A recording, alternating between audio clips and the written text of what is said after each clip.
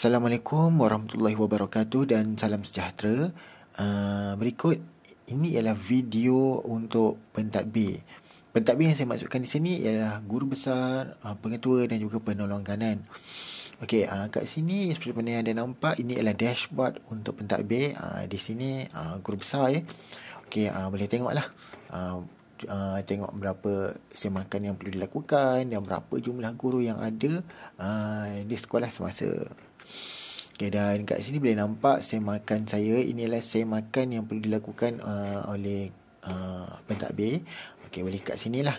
Okay, jadi kat sini sama ada pentadbir boleh tengok dulu rancangan pengajaran dan sahkan secara individu, secara satu-satu, ataupun pentadbir boleh sahkan secara pukal kat sini. Okey, kat sini pula boleh nampak guru yang di bawah semakan pentadbir. Okey, macam kat sini berikut ialah senarai-senarai nama yang mana pentadbir perlu semak RPH-nya.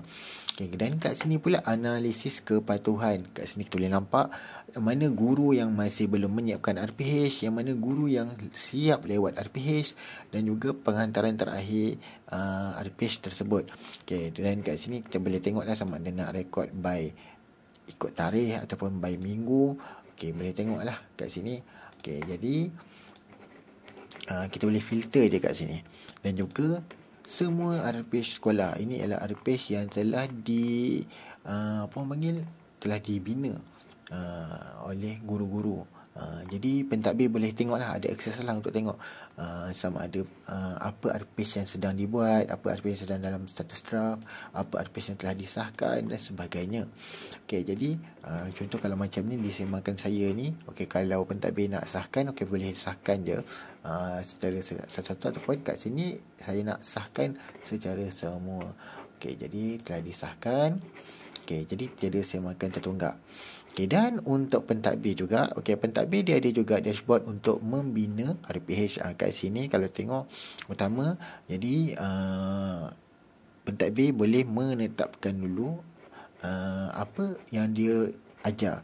Okey, sebagai contoh, klik isi jadual dan klik je plotkan mana mana subjek dan tahun yang perlu diletakkan.